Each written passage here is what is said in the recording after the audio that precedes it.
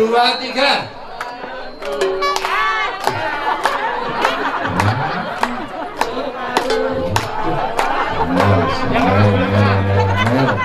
Kenapa kok harus divaksin? Biar sehat. Loh, benar ya. Bagaimana caranya menghindarkan diri dari ketularan penyakit COVID itu caranya? Pakai masker. Ya, kalau ingat ya. Ya.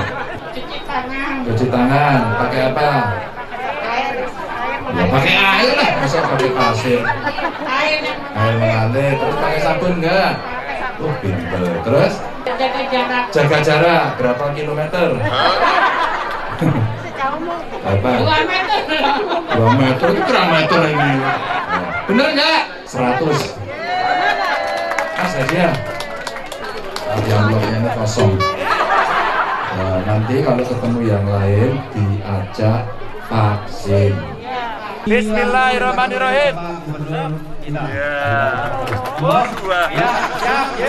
Mohon untuk perhatikan ini kemudian hadiah utama oleh sepeda motor Kusminah Purbalingga Wetan.